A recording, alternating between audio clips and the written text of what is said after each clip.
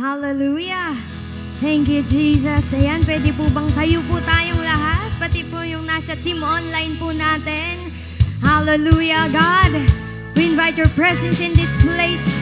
We want to worship you. We want to adore your name. Hallelujah. Come on, church.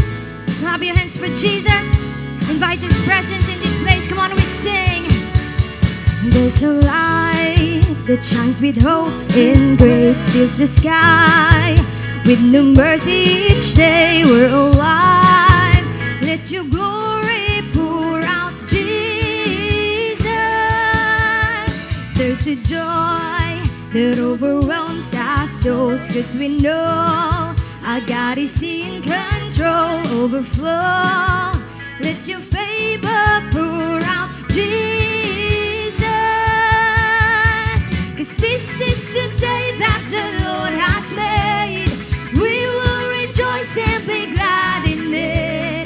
This is the day that the Lord has made. We rejoice and be glad in it. We rejoice and be glad in it. There's a joy that overwhelms our souls, 'cause we know our God is in control. Overflow. Let your favor pour out, Jesus. Come on, shout his name, Jesus. 'Cause this is the day that the Lord has made. We will rejoice and be glad in it. This is the day that the Lord has made. We rejoice and be glad in it. We rejoice and be glad in it. And this is the day that the Lord has made. We will rejoice and be glad in it. This is the day that the Lord has made. We rejoice and be glad in it. We rejoice and be glad in it. Hallelujah. God, we thank you for the joy, pure joy that we are receiving right now. Lord, we will face the future because we know that you have planned for us. That's why we will leave behind all the past. Thank you, God. Come on, you worship him in this place. Thank you, Jesus, for giving us the grace. Hallelujah. Come on, can we declare this song you sing? Leave behind what happened yesterday, 'cause today there's a new thing happening. Leave behind what happened yesterday, 'cause today there's a new thing happening. Leave behind what happened yesterday, 'cause today there's a new thing happening. Leave behind what happened yesterday, 'cause today there's a good thing happening. Leave behind what happened yesterday, 'cause today there's a new thing happening. Leave behind what happened yesterday, 'cause today there's a good thing happening. 'Cause this is the day that the Lord has made.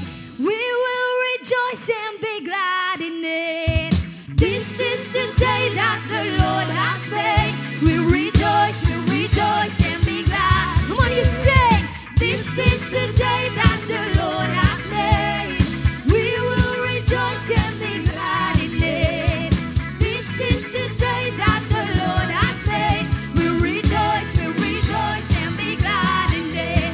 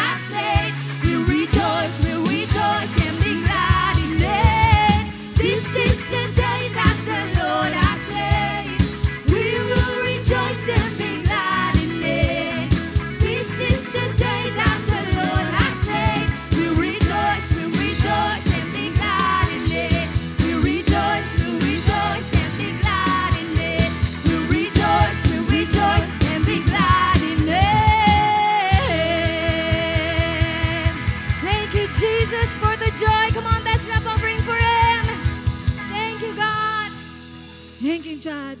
Salamat, Panginoon. Come on, patuloy nating sasambahin ng Diyos. Hallelujah, come on.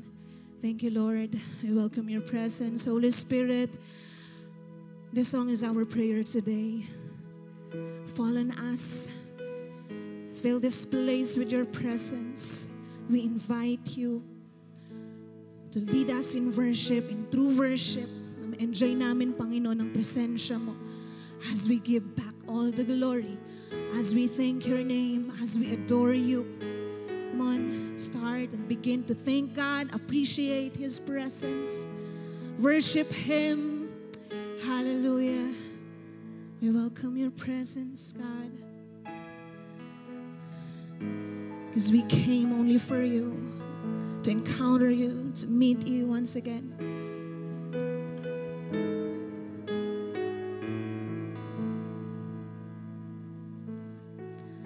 All it takes is one moment and just one touch from you. I put aside all these distractions, 'cause I came for you. I came for you. I need you more than ever. I need you more than ever. Nothing else satisfies. Nothing else satisfies. Yes, God. All my life I surrender. I live for you. Oh, I live for you. 'Cause I came, yes, we came for you, God. Holy Spirit, Holy Spirit, you are welcome. Come and move upon this place. We desire an encounter once again.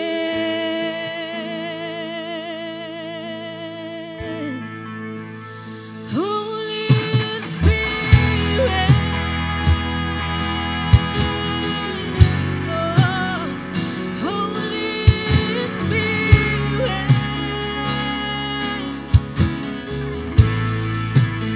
our heart is open. Now that my heart is open, yes, we're ready for you, God. I am ready for you. Oh, Jesus, take us deeper.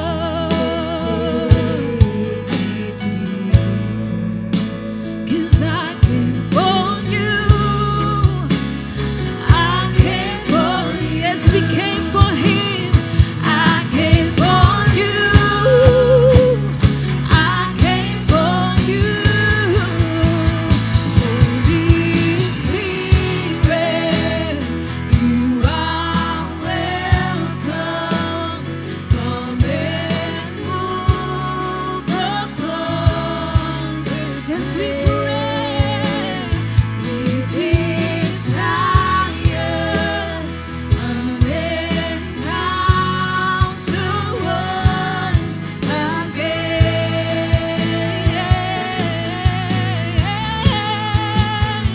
Send your fire, release your power, so we'll never be the same. We desire an encounter once again. Come on, desire for him. Holy Spirit, oh,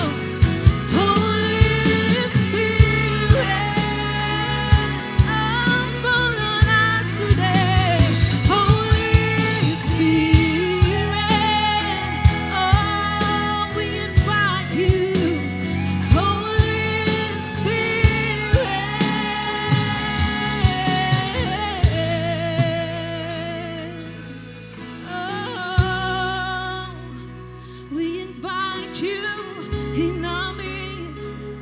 Come on, continue to invite His presence. Oh God, can do nothing without your presence. Only you, only you, God.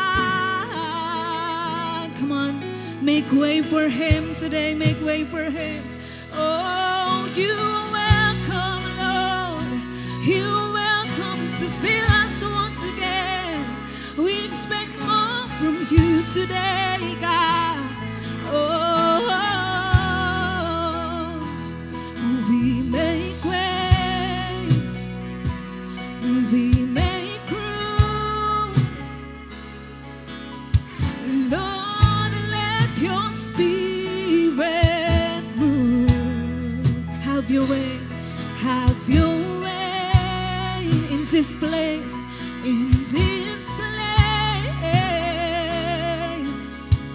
Lord, we have come for you. We make way. We make ways, God. We make room. Lord, let your spirit move. Oh, you are very welcome to move in our midst, God.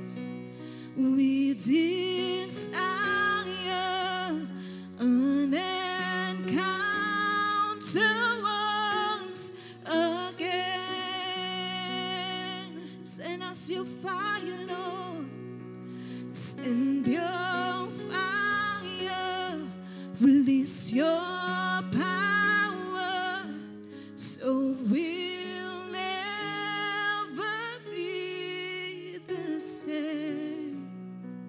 We desire an encounter once again. Yes, God, we desire an encounter once again. Salamat, Panginoon, sa presence mo. Tunay nga, O Diyos, na wala kaming magagawa kung hindi ka namin kasama. That's why, Lord, Ikaw ang pinunta ng bawat isa dito. Hahayaan ka namin gumalaw ng malaya. Sa pamagitan ng Lord God, lang namin marireceive kung ano yung nais mo na iparanas na naman sa amin ngayong araw na ito. We worship you, Father. We worship you, Jesus. And we worship you, Holy Spirit. Thank you for your presence. All the glory and honor to you alone. This is our prayer in Jesus' name. Amen. Amen. Ayan, masayang buhay, Light Church. Bago po tayo umupo, pwede mang batiin mo yung katabi mo ng Happy New Year. Ayan. Happy New Year po yan. Makakaupo na po ang lahat. Ayan, sige. Tingnan mo nga yung katabi mo at sabihin mo, partner, kakaiba ka. Ayan. Sa team online naman po natin, pwede po bang pakitype, kakaiba ka. Ayan. So did you know po na each person has their own trait or meron pong kakaibang katangian. Pero po tayo as a Christian should have one common trait, and that is our generosity po towards God and God's people. And today, pag-usapan po natin ang isang tao sa Bible na may remarkable na pagbibigay po dahil binigay niya po kung ano po yung valuable sa kanya. So let's read po ng 1 Samuel chapter 1 verse 28. Now, I am giving him to the Lord, and he will belong to the Lord his whole life. And they worship the Lord there.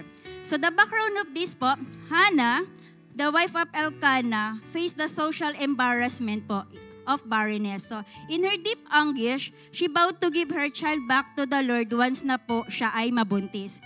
So God remembered her and she gave birth to Samuel. So kahit na na-receive niya na po yung answered prayer niya, Hannah did not hesitate po to give her child back to the Lord. So totoo po sa kanyang pangako, she presented Samuel to God as a life ready to be devoted. A remarkable kind of giving that demonstrate deep faith and love to God. So like Hannah, how can we demonstrate remarkable in giving? Una po, give what is most valuable to us. In verse 28a po, now I am giving him to the Lord. So Hannah gave up her most desired possession. At sino daw po ito? Yung kanya pong anak. So despite praying fervently for him, she returned him to the Lord. She acknowledged that our valuable possession aren't really ours, but everything we have comes from the Lord. Amen po. Everything na meron po tayo ay hindi naman po talaga sa atin, pero po ito ay kaloob sa atin ng Lord. So Hannah was not really giving up Samuel, but returning to the Lord na in the first place po ay belong naman po talaga kay Lord. So true worship involves sacrificing what is most valuable to us. Then pangalawa po, give back to the Lord without limits. In verse 28b po, and he will belong to the Lord his whole life, and they worship the Lord there. So Hannah presented Samuel to serve in the house of the Lord. She fulfilled her promise, surrendering his entire life and future to God. She gave in a manner na nagpapakita po na hindi niya po nililimitahan si Lord sa kung ano po yung kayang gawin nito. So tayo, as a Christian, we don't look to the value of amount na binibigay po natin kay Lord, but kung sino po yung pinagbibigyan natin. So anyway, si Lord po is not after po sa kung ano po yung kayang ibigay natin, pero yung puso, yung paraan ng puso natin sa kung paano po tayo magbigay. So as a challenge po sa ating lahat, this new year, let's embrace the challenge of praying and seeking for God's provision sa pag-aaral, or maybe you're aiming for a promotion sa work, God's favor po sa mga naghahanap ng trabaho, and sa budgeting po sa bahay. Remember that the Lord will provide in His time. Like Hannah, let's not hesitate po to give back to the Lord over what is offer what is most valuable to us and give back to the Lord without limit. Like giving faithfully po ng ating tithes, offering, pledges, and presenting our first fruits. this is not just a show of gratitude for the blessings received, but also a declaration po ng tiwala at confidence natin kay Lord ngayong bagong taon. And as we give back po, we position ourselves to receive God's abundant blessing in His perfect timing. So, to share my testimony po, just like Hannah, we experience po kung gaano po kami binlessed ni Lord. So, 2 years ago, we planned and prayed po kaming mag-asawa na magkaroon na po ng second baby. Pero hindi po yun ganun kadali, no? May time na sa sobrang excited ko po, naglilista na po ako ng ipapangalan ko. At yung ipangalan mo kapag babae, at yung ipapangalan natin pag lalaki. Pero those years po, nakaranas po kami ng maraming false alarm. And then sabi ko pa nga po, sa asawa ko that time, kapag natapos na yung 2023, baka wag na. Bawi na lang tayo sa mga maapo natin. Kasi baka matanda na ako, ganyan. But every time po, nagbibigay po kami ng ekapo namin. Lagi ko pong sinasama sa prayer ko is, Lord, if it is your will, according to your time, ipagkakaloob mo po. Then last quarter po ng 2023, so, ayan na naman po, na-delay na naman po ako. Pero this time, hindi na po ako agad nag-PT. Masakit, charot. So, ayan, hindi po ako agad nag-PT kasi baka ma-false alarm na naman po kami. Pero ayun, lumipas yung days and weeks na delay pa rin po ako. So, yun, nag-try na po ako mag-PT and this time talaga nagtulay na po siya. And overwhelmed po yan. Glory to God. Ayan, so, ayan. Pero hindi po namin siya agad ni-reveal or dinisclose sa family and friends kasi gusto ko legit. So, nagpa-check up po ako nung November. Pero upon checking po ng OB ko is, sabi niya po, walang laman, walang heartbeat. So talagang nung sinabi po ng OB yun sa akin na patulala ako, hindi ko po alam kung ano yung mararamdaman ko, napatitig lang po talaga ako sa kanya ng walang emosyon, ganyan. Then sabi niya, Mami, after 3 to 4 weeks, balik ka, i-check ulit natin. So naghintay po. Then nung lumabas po ako ng clinic, sabi ko, Lord, alam kong will mo to, ipagkakaloob mo po sa amin. Then after 4 weeks, nung bumalik po ako sa OB for check-up po, ayan, sinabi niya na lang po talaga nung in-ultrasound niya na ako na, Mami, congratulations. Ito yung uterus mo, may laman na, may heartbeat na. Ayan, so it's official na po talaga si baby second. So yun, nireveal ko na po siya sa madlang people. may K na. So, totoo po si Lord sa kanyang pangako. Lalo na kapag talagang surrendered po tayo, naibigay kung ano po yung valuable sa atin at hindi po natin nililimitahan si Lord. Amen po. Ayan. So, as we're ready po our tithes and offering, even yung first fruits and pledges po natin, ayan, pwede po bang tumayo tayo lahat at tayo ay mananalangin? Yes, Heavenly Father, you are great, you are awesome, Panginoon. Maraming salamat for this kind of privilege, O God, na makapagbalik po sa iyo ng aming mga ikapo. Nawa, Panginoon, na patuloy mong i-bless yung mga anak mo na ito, katagpuin mo ang bawat pangangailangan nila, provision mo po ang siyang manguna sa kanila, Panginoon. God, ikaw po yung siyang bahala at kumilos sa bawat isa. Marami pong salamat sa goodness mo and sa grace mo. Ito po ang aming dalangin sa pangalan ni Jesus. Amen.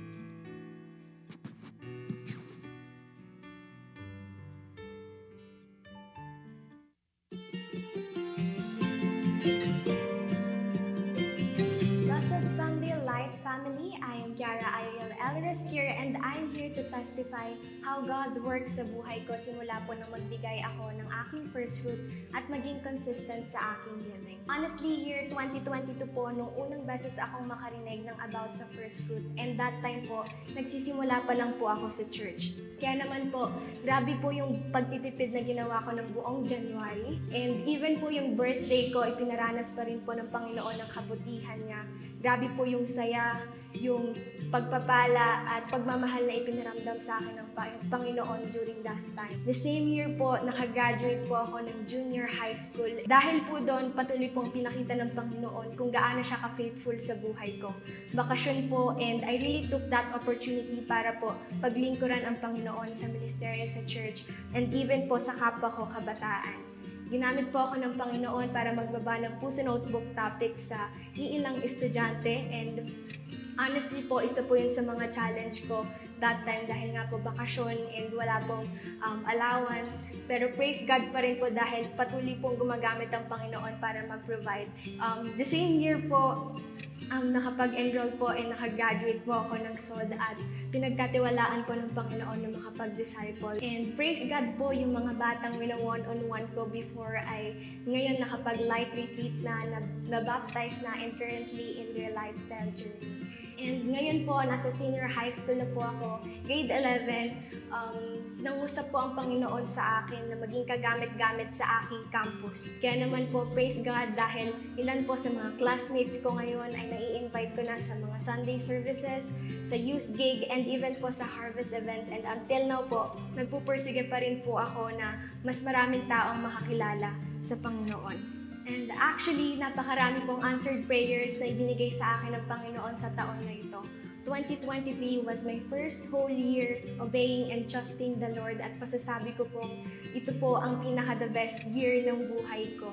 Kaya naman, God has been so good to me and He is the reason of everything that I have. Kaya naman po, deserve niya ang first fruit ko. That's why I encourage everyone na magbigay ng kanilang first fruit, especially po ang mga kabataan at estudyante na katulad ko. I know na mahirap, mabigat at sacrificial, but trust me, mag-uumapaw na biyaya at pagpapala ng Panginoon ang mararanasan mo. Kaya Light Family, let's embrace this new year with gratitude as we offer our first fruit, trusting in the boundless faithfulness of the Lord. Let our giving be a joyful declaration of faith, a testament to His goodness, and the foundation for a year of blessings and prosperity. Again, I am Kiara Ariel Elrisquir, and all highest glory and honor belongs to the Lord.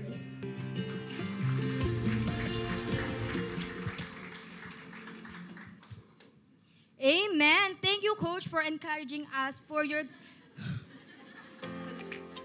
Thank you, partner, for encouraging us with your first fruit testimony. And all glory belongs to the Lord po. Ayan po, for our online community, we can give our tithes, offerings, and first fruits through bank account, GCash number, or directly here sa ating church. With that, let's give and give back with joyful hearts.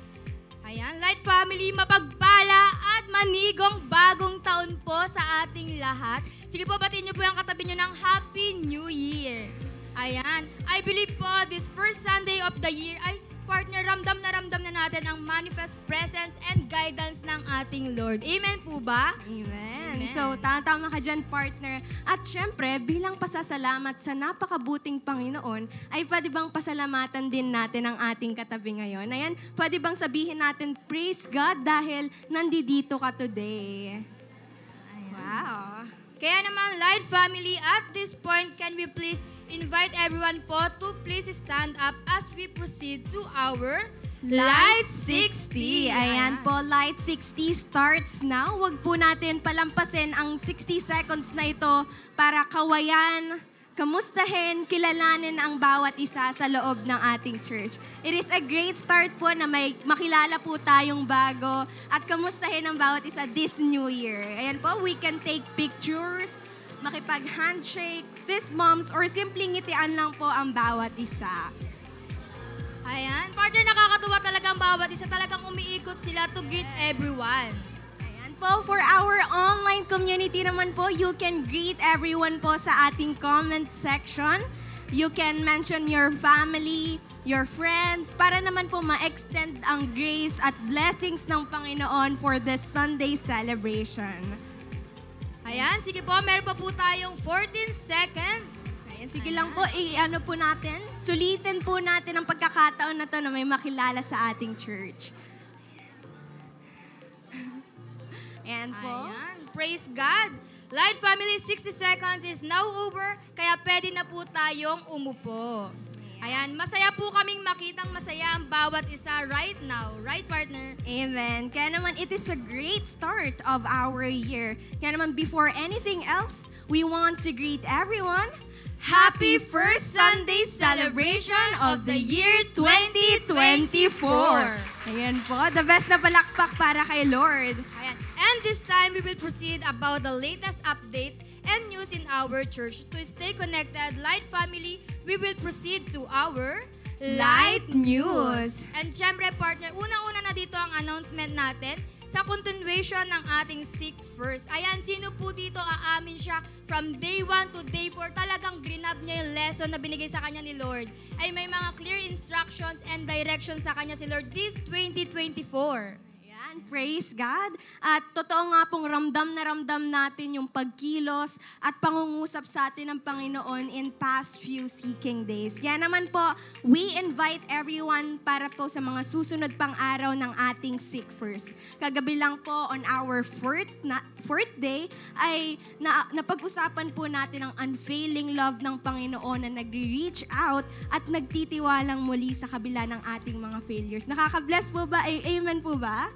Amen. Kaya naman po, itutuloy po natin ang ating Day 5 bukas po, Monday, 7 p.m. online. And the same with our Day 6, Tuesday po ito, online din.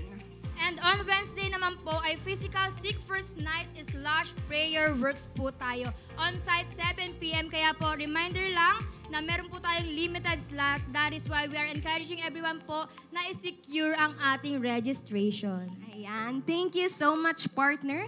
That's all for our Light News. For more details and inquiries, you may contact your network leader or your mentor. And this time, Light Family, of course, we will not forget to acknowledge and greet our first-timers and new friends online and on-site. Ayan po, palakpakan po natin si Lord.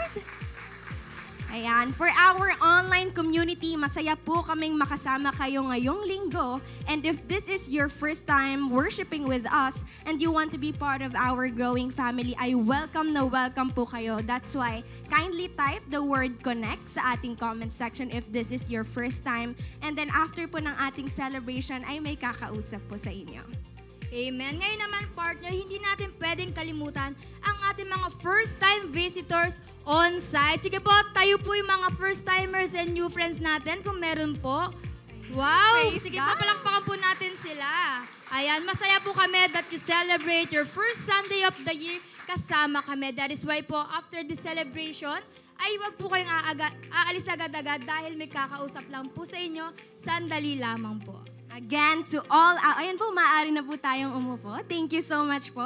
Again, to all our new friends and first-timers, mapa-team on-site or team online ka man, welcome to Light Family. And ngayon, naniniwala ko, partner, malakas talaga yung gutob ko na alam na nila tong quick activity natin. Kasi last year, 2023, lagi natin tong ginagawa. But meron pa rin talagang hindi nagsa-silent ng phone.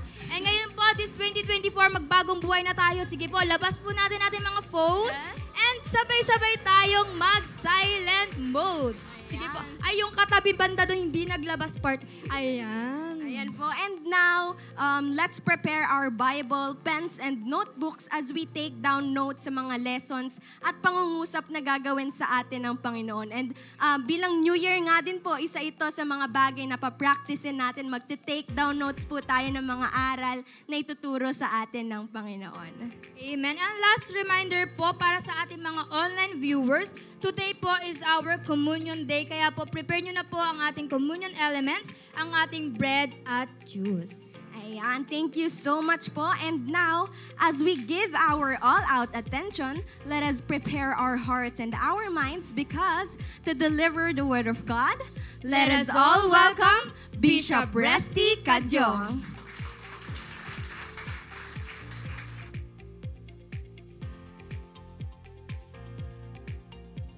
Blessed Sunday, everyone.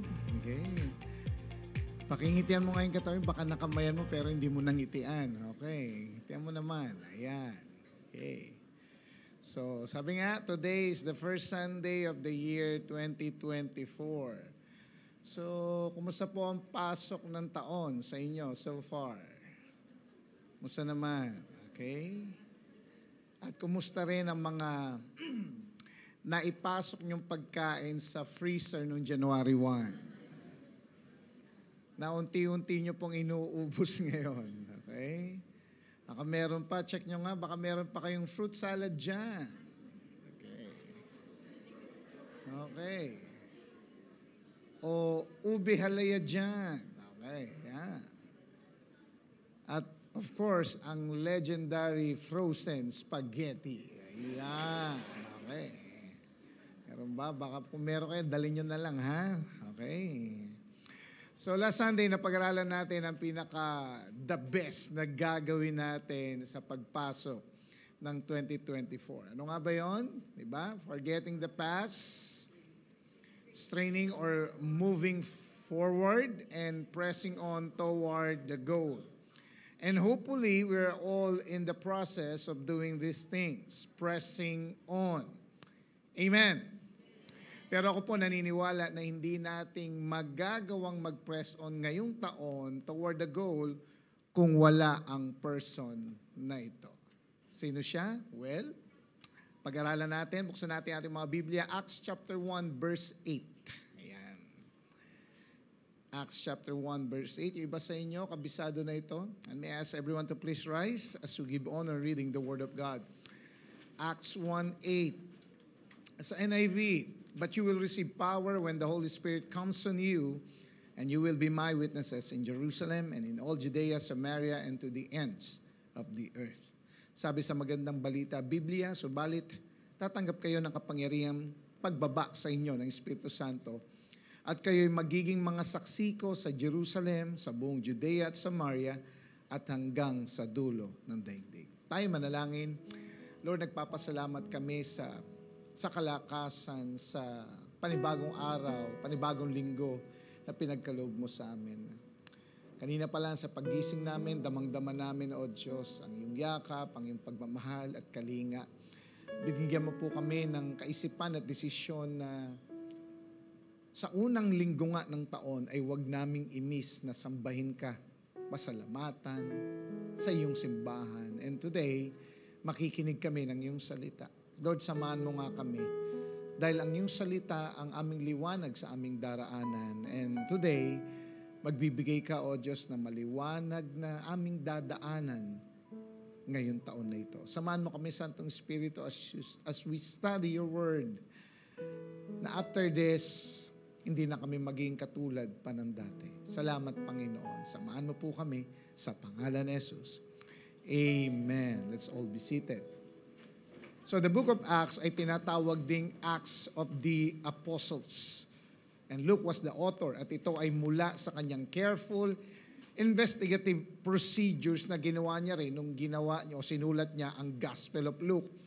So naisulat ito most likely AD 61 or AD 64. So inintroduce sa first chapter ng Acts ang mission na nag-radiate out from Jerusalem.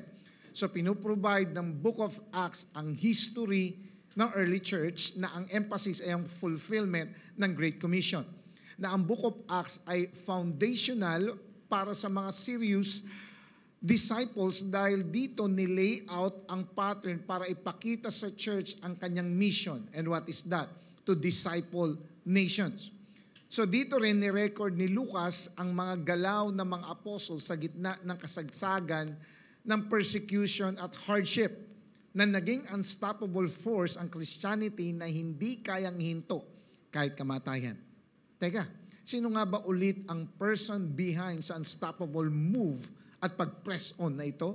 Na nagsimula lang sa maliit na grupo, biglang naging movement? Sino ang unstoppable? Sino ang nagpa-unstoppable sa kanilang pag-pressing on? Well, wala pong iba kundi ang banal na Espiritu.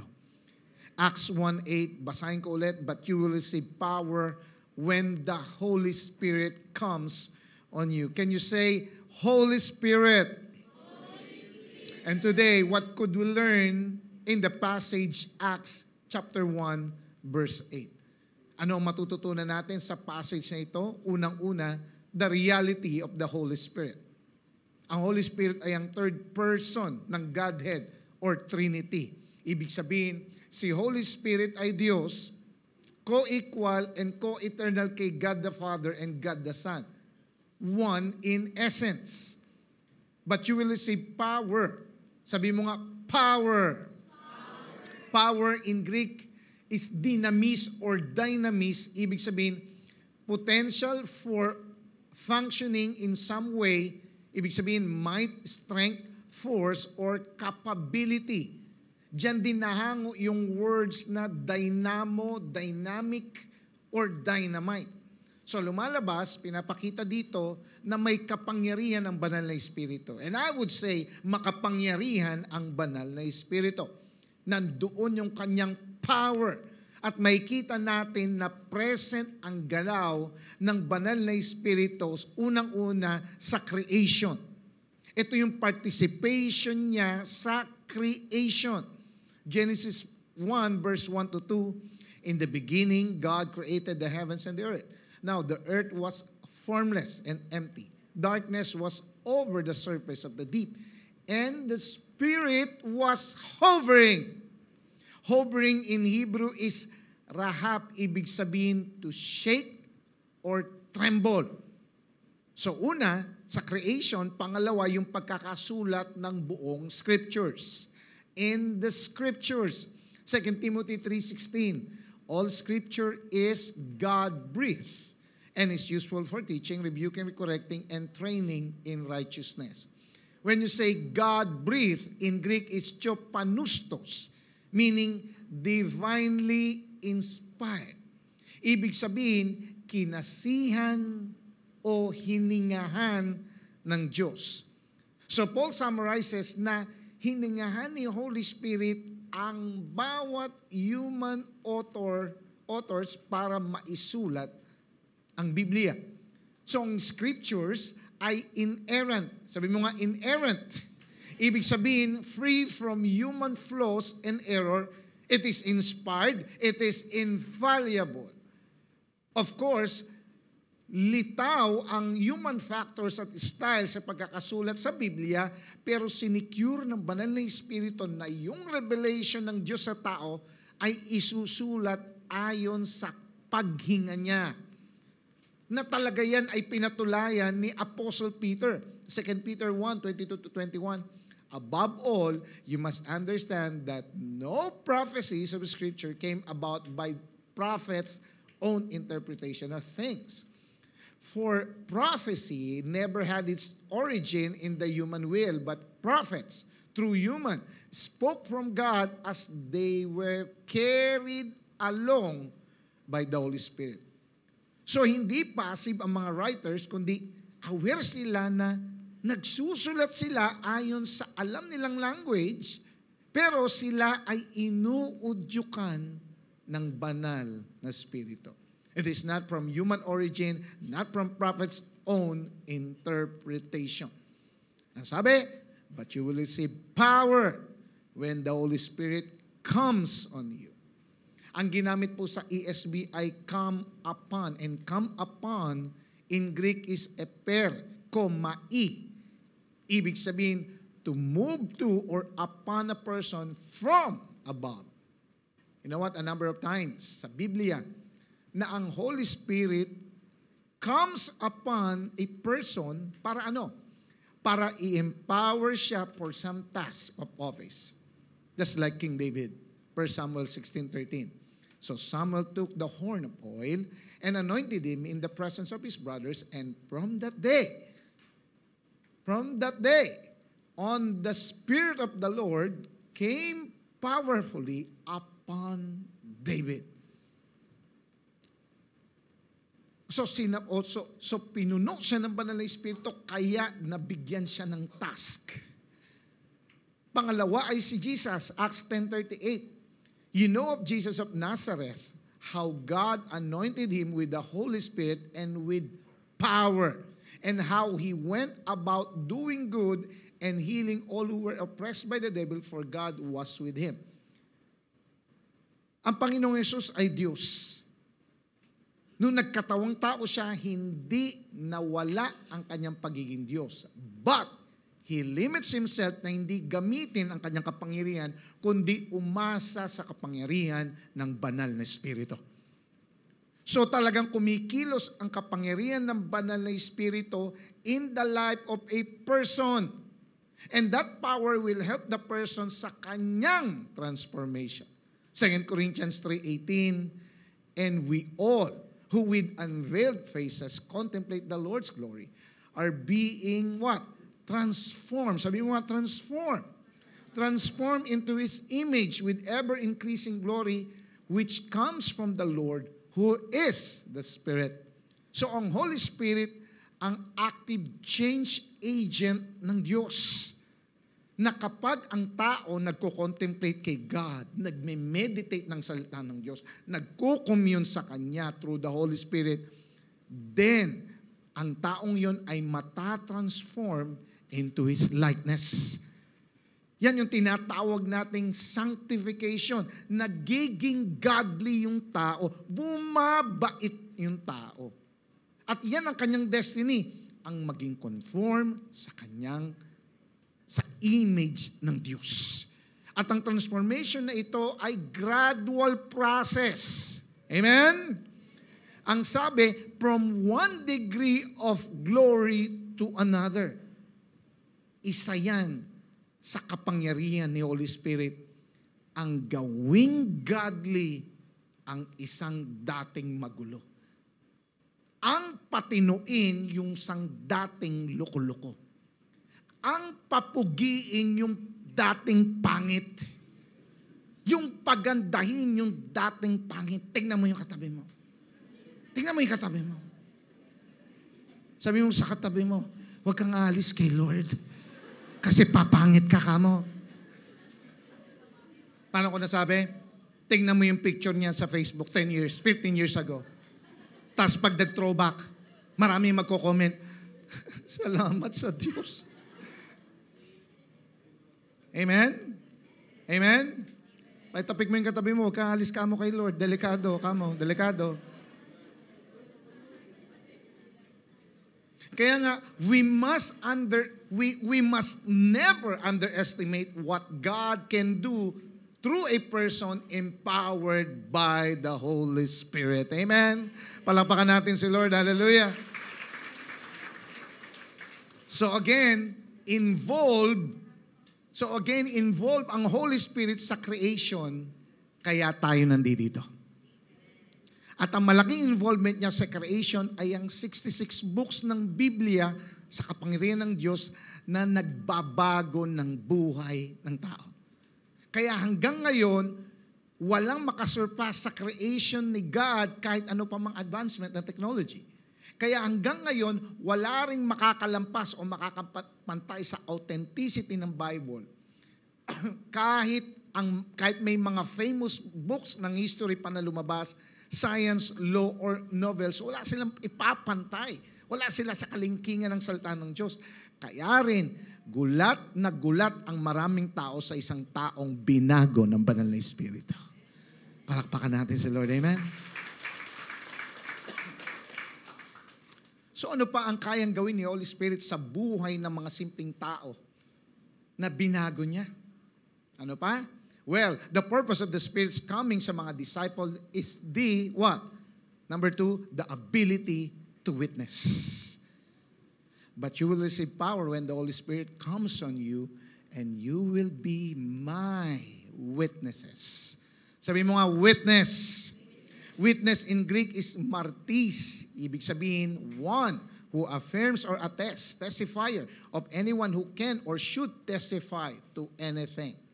Diyan natin nakuha yung word na martyr. Isang person na nagtetestify sa loob ng court na pwedeng manganib ang kanyang buhay. So here, it is the power to be witness ng walang takot. You know what? When the disciples received the Holy Spirit, Jesus promises that they will become effective witnesses ng gospel.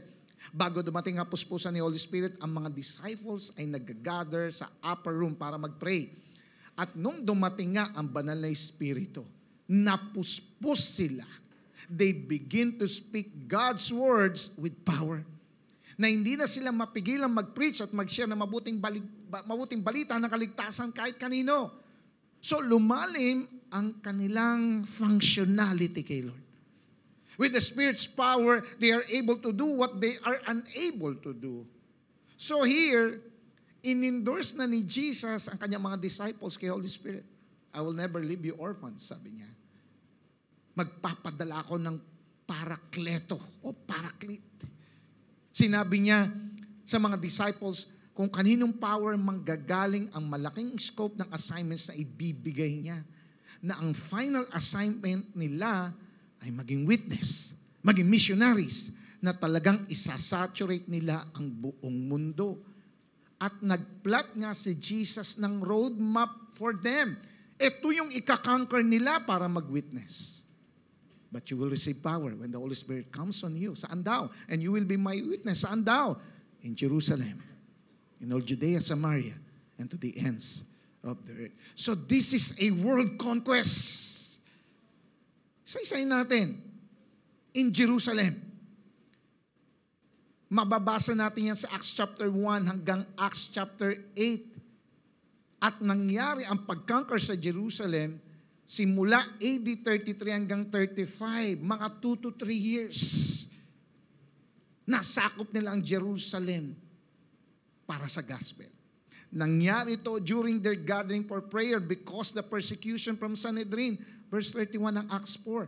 After they prayed, the place where they were meeting was shaken, and they were all filled with the Holy Spirit and spoke the word of God boldly.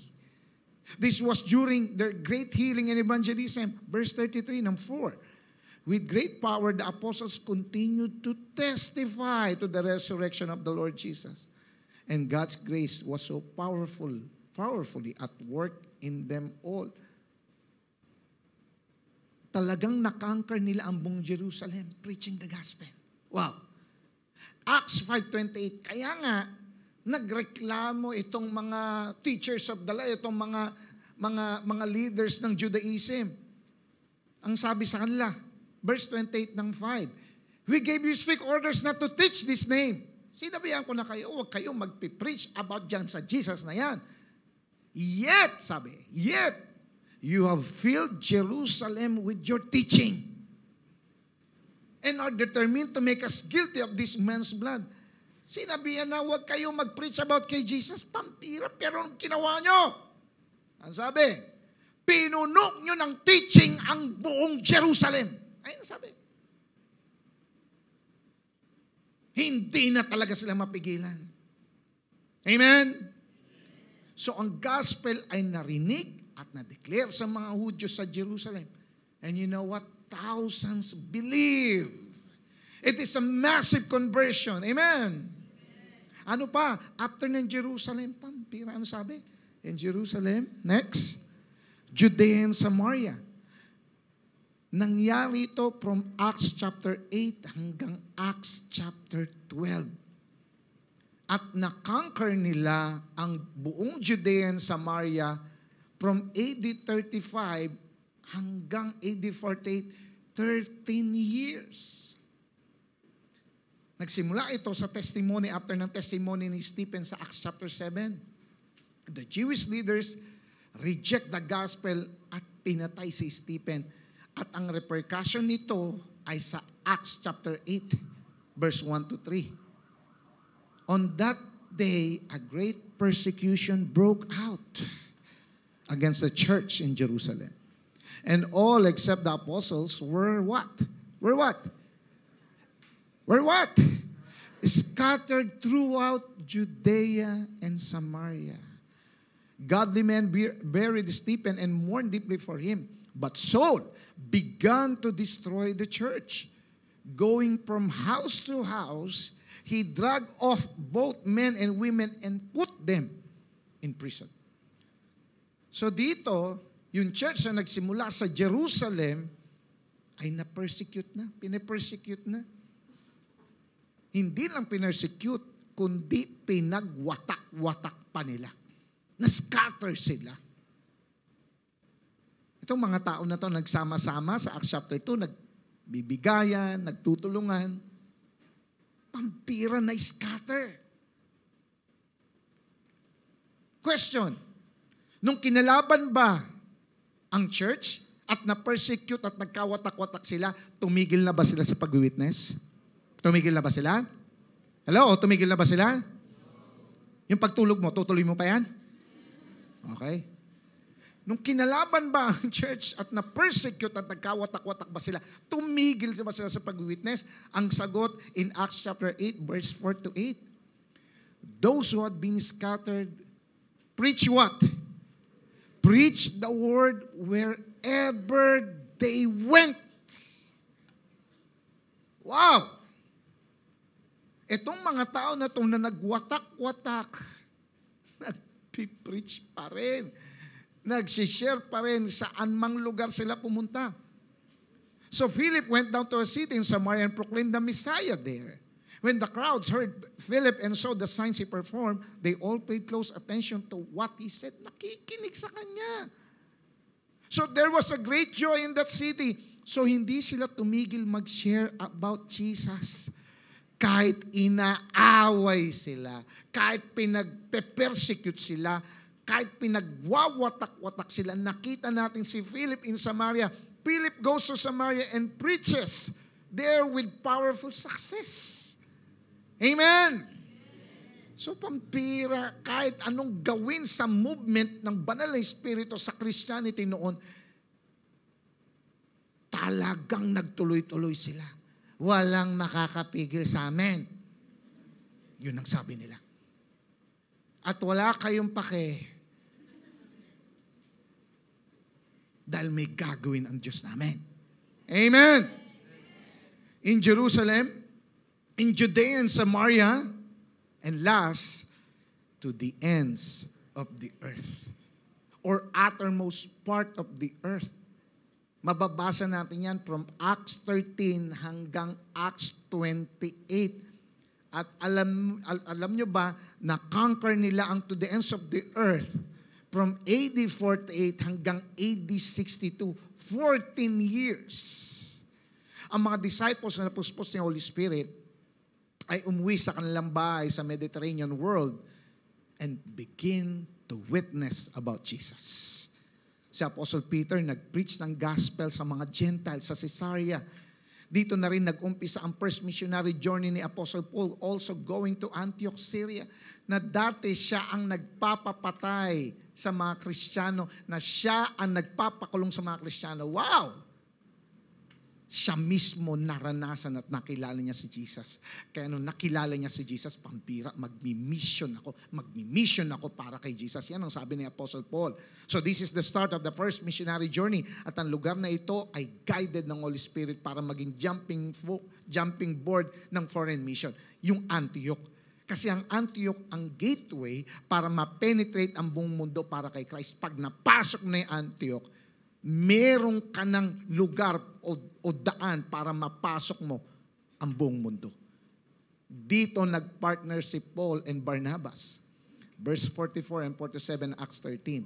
On the next Sabbath, almost the whole city gathered to hear the word of the Lord. Kinausap sila ng mga Hudyo. Ayaw sa salita ng Diyos. Kaya nga, sabi ni Paul and Barnabas sa verse 46, we had to speak the word of God to you first. And since ayaw nyo, hindi nyo kinukonsider ang sarili nyo makakaranas ng buhay na walang hanggan, pupunta na lang kami sa mga Gentiles. For this is what the Lord has commanded us. I have made you a light for the Gentiles, that you may bring salvation to the ends of the earth. So sa Antioch, the gospel spills over from the Jewish community to the Gentiles. At nagkaroon ng great revival at nagkaroon ng thousands of believers, kaya na-built predominantly ang Gentile community ng mga believers doon. At part ito ng second missionary journey ni Paul na may bagon siyang kapartner, si Silas, going to Philippi. So, nakilala nila si Jesus, yung mga taga-Philippi. Nakapasok sila sa Thessalonica. Part na yan ng third missionary ni Paul. Pumasok, na-conquer din ang Ephesus. Okay? They went, sabi sa verse 10, they went on for 2 years so that all the Jews and Greeks who live in the province of Asia heard the word of the Lord. Wow! Acts 19:29, soon the whole city was in uproar. The people seized Gaius and Aristarchus, Paul's traveling companions from Macedonia, and all of them rushed into the theater together. Bakit? Kasi alam nila, mabubunot pati si Artemis na isang ruling god ng Ephesus. Ang Diyos nila ay si Artemis. Mahirapan kang bunutin ito sa puso ng mga Ephesians. Yun ang Diyos nila. Nung habang nagpipreach sila, pambira, nasishake ng mga Ephesians, isusuka na nila si Artemis dahil sa kanilang naririnig about kay Jesus. Kaya nagkagulo noon, kaya nagkaroon ng uproar, sabi niyan sa verse na yan. So, ibig sabihin, kumikilos itong mga taong ito, itong mga disciples ito, dahil sa kapangyarihan ng Banal na Espiritu, wala na talagang makakapigil sa kanilang i-share ang good news. So kasama rin sa to the ends of the earth, sa uttermost part of the earth, ang Galatia, ang Macedonia, Greece, and Asia, nakakilala kay Lord. Pati yung Rome, through sa mga missionary journeys ni Apostle Paul, ang gospel ay na-preach sa mga cities all over the Mediterranean world. And according pa sa church history na si Apostle Thomas brought the gospel as far as east sa India. Ang ibang apostles nag-preach sa North Africa, sa Iraq, sa Iran, and beyond. At ang mga unknown disciples brought the gospel to Roman-occupied Britain. So ano makikita natin dito? Ito na yung pag-spread ng gospel beyond the familiar Jewish lands of Galilee and Jerusalem to the entire world. Pagpapatunay lang na na nangyari ang sinabi ni Jesus sa mga disciples niya. But you will receive power when the Holy Spirit comes on you, and you will be my witnesses in Jerusalem, in all Judea and Samaria, and to the ends of the earth.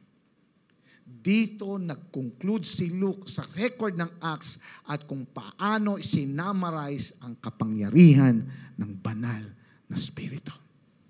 Sino dito maraming natutunan? Palakpak niya nga ang kamay niya sa Panginoon.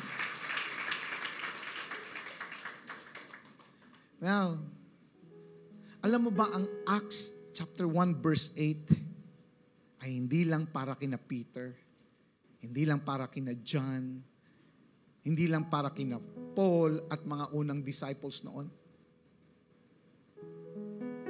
Hindi lang para sa kanila Acts 1:8. Bakit ko nasabi? It is because marami pa rin tao ang hindi naaabot at nakakarinig ng gospel. Alam mo ba na marami pa rin hindi nakakarinig ng mabuting balita about kay Jesus dito sa Olongapo? Alam mo ba yan? Alam mo ba yan? Marami pa rin ang hindi nakakarinig ng mabuting balita about kay Jesus sa buong Zambales, sa buong Bataan at sa buong Pampanga. Marami pa rin ang hindi nakakarinig kay Jesus sa buong Region 3. Marami pa rin ang hindi nakakarinig kay Jesus dito sa buong Luzon, buong Visayas at buong Mindanao. Marami pa rin ang hindi nakakarinig kay Jesus sa buong Pilipinas. Marami pa rin ang hindi nakakarinig kay Jesus sa buong Asia, sa buong Europe, sa buong Africa, North and South America, sa Australia at sa Antarctica. 7 kontinente, hindi pa rin buo na nakakarinig ng mabuting balita na ng kaligtasan about kay Jesus. Ano ibig sabihin nito? Kung hindi pa na-saturate ang buong mundo ng gospel, ng kaligtasan na binibigay ni Jesus, kung hindi pa ang buong mundo na ito ay nakarinig about kay Jesus, then ang Acts 1:8 ay hindi lang para sa mga unang disciples, kundi para din sa ating mga disipulo ni Kristo ngayon. Mga kapatid, huwag po nating kalilimutan bakit dumating si Jesus. Dumating si Jesus. He came to save what is lost. Dumating si Jesus para isave yung mga taong naliligaw ng landas. At yung mission na yun ni Jesus ginawa niya. At nung siya ay umakyat na sa heaven, yung mission na yun ay pinapasa niya sa atin bilang simbahan. Mga kapatid, huwag po natin kalilimutan na ang church ay may misyon. Na kung bakit may Light Church ay dahil may misyon na binigay si Lord sa atin. And what is that? Matthew 28:19-20. Therefore, go and make disciples of all nations, baptizing them in the name of the Father, of the Son, and of the Holy Spirit, and teaching them to obey everything I have commanded you. And surely, I am with you always to the very end of the age. What is our mission? The church should be manufacturer of disciples. Ang church dapat gumagawa ng mga disipulo ni Kristo. By doing the Great Commission, let's evangelize, share Christ, share the gospel to the lost, saan man or kailanman. Let's disciple the found. Turuan silang i-obey ang lahat ng teaching si Jesus at maging godly, magpakabait at i-glorify ang Diyos sa kanilang buhay. I-disciple silang maigi para maging future leaders na abot ng maraming tao sa kanilang Jerusalem, Judea, Samaria, and to the uttermost part of the earth. Listen, let's do our part. Tandaan mo, kapag ang Toyota hindi na gumagawa ng sasakyan, magsasara na ang Toyota. Kapag ang Starbucks hindi na naglabas, hindi na nag-serve ng kape, magsasara na ang Starbucks. Ganyan din ang simbahan. Kapag ang simbahan hindi na gumagawa ng disciples, pwede nang ipasara ni Lord yan. Kapatid, let's do missions. Kahit sino ka pa o ano pang estado mo sa buhay, may magagawa ka sa misyon ni Kristo. Nag-aaral ka man, nagtatrabaho, may business, plain housewife, or taong bahay, ano man ang pinagkakabalahan mo o wala kang pinagkakabalahan, may maiaambag ka sa misyon. Kung ngayon 2024, marami ka ng plano sa iyong pag-aral, sa iyong trabaho, sa business mo, pati sa pag-ibig mo, may plano ka. O sa pagiging tambay mo, may plano ka. Wow, tambay ka, may plano ka pa rin. Okay yan. At least may plano ka sa buhay at sa future mo. Pero please lang, huwag mong kalilimutan. Isa lang ang ating tunay na boss. Siya'y walang iba kundi si Jesus. At may pinapagawa siya sa ating lahat. So tayong lahat dapat may pakialam sa misyon ni Kristo. Tandaan mo to. Kapag hindi mo kinalimutan ang misyon ni Kristo, hindi rin niya kalilimutan ang buhay mo. Dahil ang totoong nagmamahal kay Kristo, minamahal din ang misyon ni Kristo. Kaya nga maging desire mo si Jesus. At ang mga dinidesire ni Jesus. Ano yon? Sino yon? Yung mga taong hindi pa nakakarinig ng kanyang salita at kaligtasan. Mga kapatid, naniniwala ko, yan ang desire sa atin ng Diyos.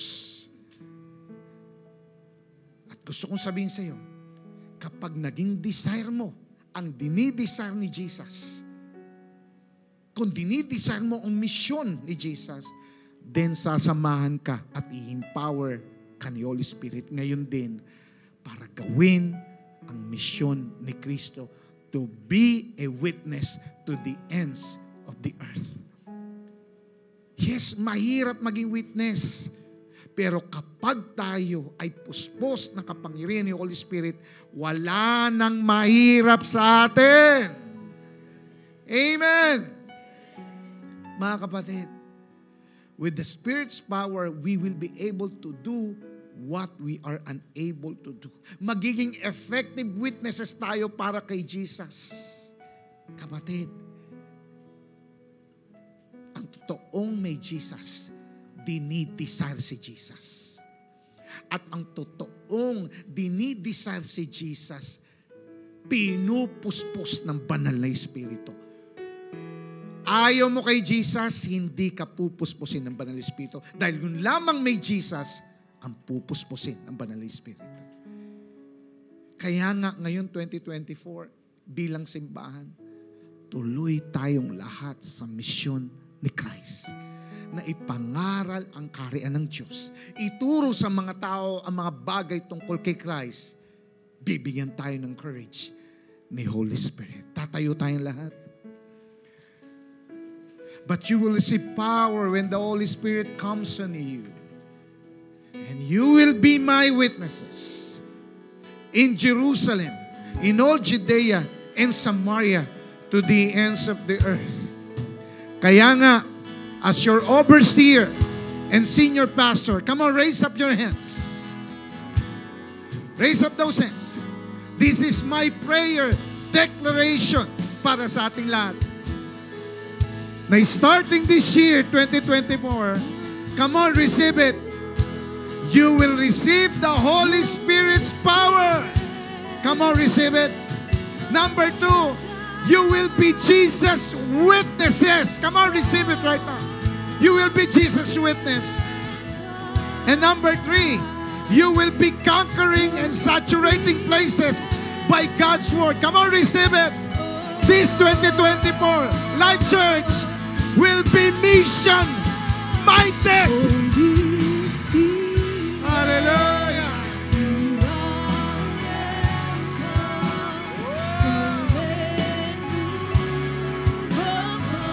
Hallelujah.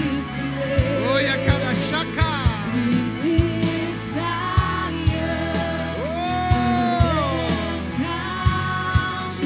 Oh, yaka. Orobo shakara baikara barobo shaka.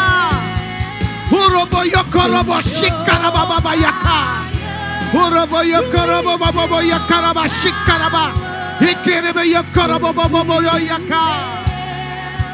Orobo shokorobo yekara baba baba. Orobo yokorobo shakara. Erebo baba yekara ba yakara ba shikara baba baba baba. Orobo yokara ba.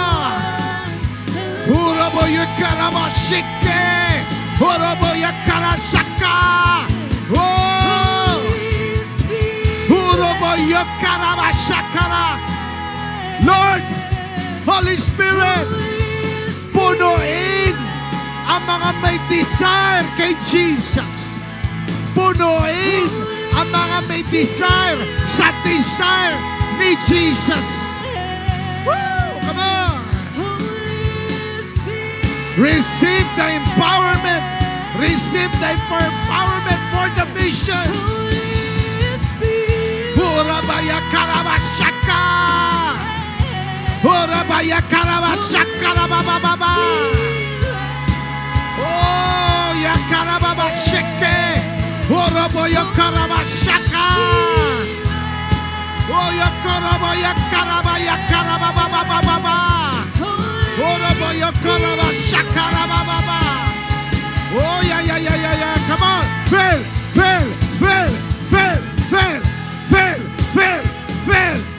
Punuin mo, Jesus. Punuin mo, Lord. Ang mga may desire sa'yo. Gawin ang mission mo. Urabaya karaba shakaraba. Be filled right now. Be filled right now. Urabaya karaba shaka. Uraba shaka. Urabaya karaba shaka. Uraboyo korobo shikaraba baba yikaraba baba. Uraboyo korobo shikaraba baba yikaraba baba. Orobo yokorobo baba yakaraba baba yakaraba. Orobo shakaraba baba yakaraba baba. Orobo yakaraba shakaraba baba yakaraba baba. Orobo yakaraba yakara. Orobo yokorobo yakara yakorobo shaka. Orobo yakaraba baba shakaraba baba. Orobo yakaraba baba yakaraba baba yakara. Orobo yakaraba shakaraba baba yakara. Orobo yakara baba baba yekere or shekya. Uroboyo koroboboyo koroboboyo kara. Urobo shakara babaya kara. Uroboyo kerebebeye korobo shekaraba. Uroboyo koroboboyo karababa. Urobo shekarababa ye karaba shakara. Uroboyo koroboboyo karababa. Uroye kere shekaraba ye karaba. Oroboyo koroboboyo koroboyo kararabaya ka. Oroboyo korobo shakaraba. Oyo koroboboyo korobo shikarabaya karababa. Hallelujah, hallelujah. Lord, nagpapakumbaba po kami. Inaamin namin, Lord God, na masyado na kaming naging busy sa affairs ng mundong ito. Masyado na kaming naging busy sa affairs ng mundong ito at Lord, nakalimutan na namin ang mission mo. Masyado kami maybe naging busy sa aming pag-aaral, sa aming pagtatrabaho, sa aming business, at sa kung ano-ano pa man. Of course, importante yon, pero Lord God, hindi namin nabalanse ang importansya ng misyon mo na pinapakita mo sa amin. Lord, patawarin mo kami. Kung ngayon 2024, ang dami na naming plano, pero ni isa wala kaming plano about your mission. Na ang buhay namin ito, lahat ng pinlano namin sa sarili namin, about our jobs, aming pag-aaral, aming business, lahat ng ito ay panglupa lang. Pero ang mission mo na ipapagawa mo sa amin ay magtatakda sa mga rewards na mararanasan namin sa kabilang buhay. Lord, wag lang kaming maging utak mundo, kundi maging utak Kristo.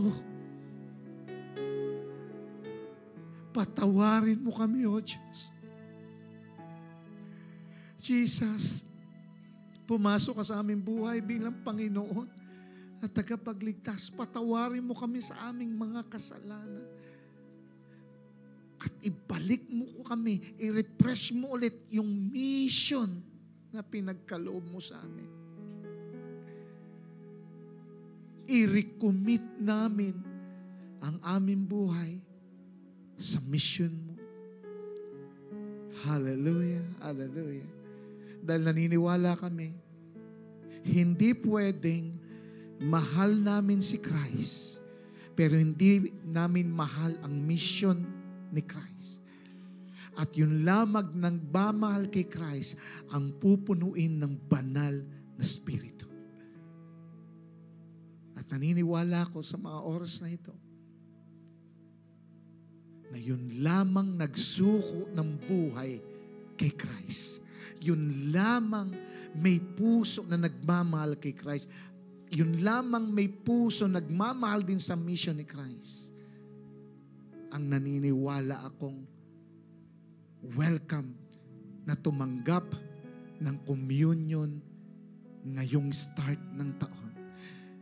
And if you know yourself that you are part of that, kumuha ka ng tinapay, kumuha ka ng cup. At makita mo yung sarili mo na ngayon taon, may iaambag ka sa misyon ni Kristo. Hallelujah, hallelujah, hallelujah, hallelujah, hallelujah, hallelujah. Lord, nagpapasalamat kami, O Diyos, sa ginagawa mo sa aming buhay. Lord, salamat sa tinapay na ito na simbolo ng iyong katawan na nabayubay doon sa cross, na nasugatan, at sa iyong mga sugat kami nagsipagaling.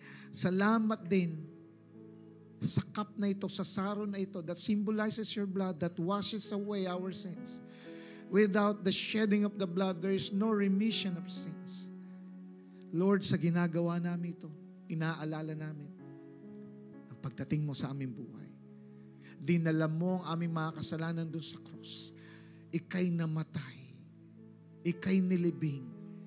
Pero hindi ka nanatiling patay. Ika'y muling nabuhay.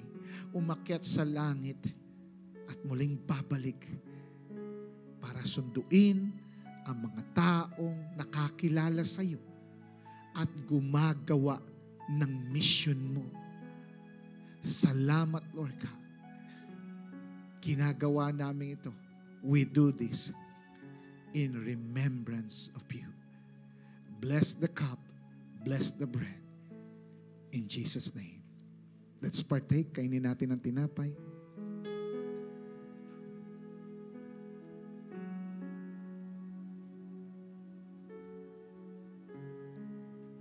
Sunod natin ang cup. Hallelujah, hallelujah. Come on, raise up those hands.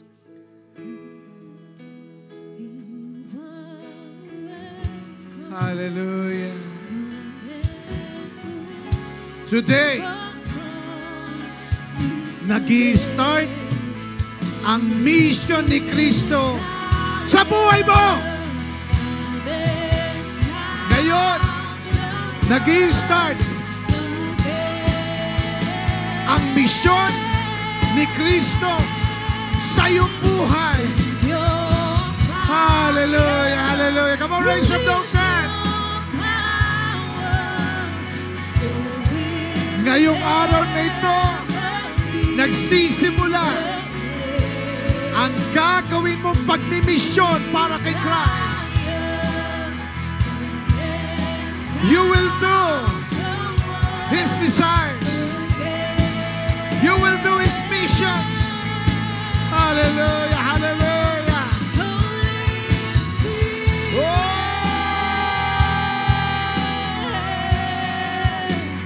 Holy Spirit. Oh, yakara, oh, shakara.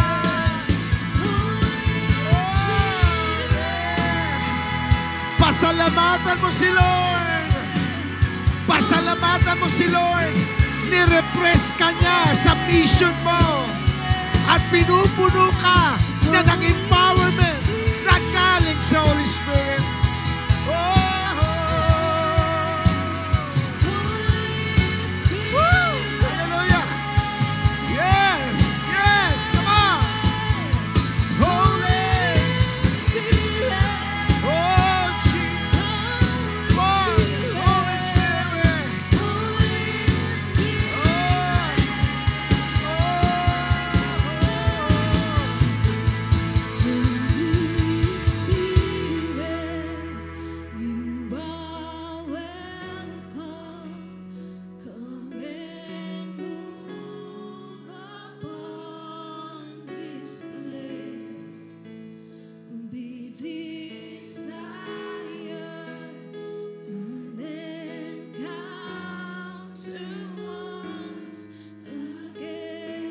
Holy Spirit. Come on, sabihin mo, Holy Spirit.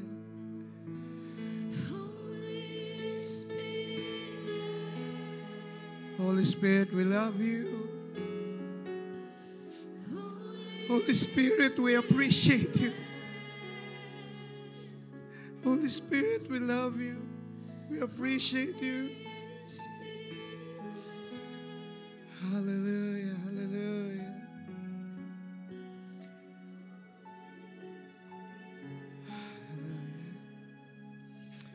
Oh, purihin ka, O Diyos. Maaari ba isang minutong palakpak para sa banal na Espiritu? Come on! A 1-minute clap offering. Hallelujah, hallelujah. Come on! Come on! Come on! Oh, come on!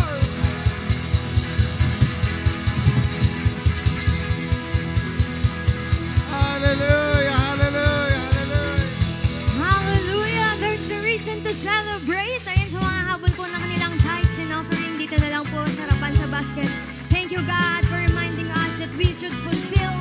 purpose, our mission. Thank you, God, for filling us by your Holy Spirit. When we sing, there's a joy that overwhelms our souls, 'cause we know our God is in control, overflow. Let your favor pour out, Jesus. Come on, shout his name, Jesus. Come on, you say, this is the day that the Lord has made. We will rejoice and be glad in it. This is the day that the Lord has made. We rejoice and be glad in it. We rejoice and be glad in it. And this is the day that the Lord has made. We will rejoice and be glad in it. This is the day that the Lord has made. We rejoice and be glad in it. We rejoice and be glad in it. We rejoice and be glad in it.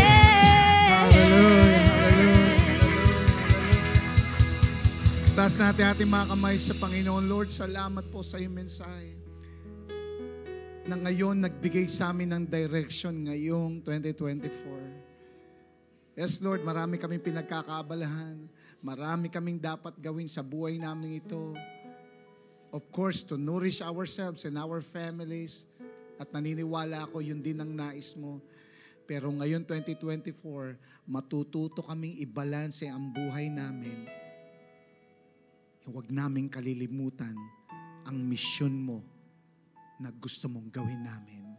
At naniniwala kami, Lord God, today, nagsisimula po ang pagsunod at mission namin sa iyo.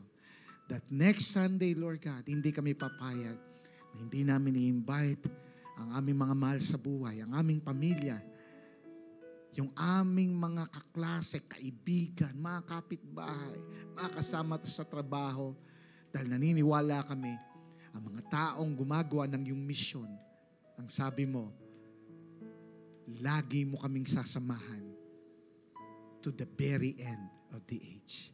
Salamat, Panginoon. Pinupuri ka namin, sinasamba. Ingatan mo kami lahat sa aming pag-uwi. Receive the blessings from the Lord. The Lord bless you and keep you. Make His face shine upon you and be gracious to you. The Lord turn His face towards you and give you peace. Sa iyo pong papurit pasalamat. All glory belongs to you. In Jesus' name, everybody will say, Amen. God bless us all. Magkamayan po tayo. See you next Sunday. God bless.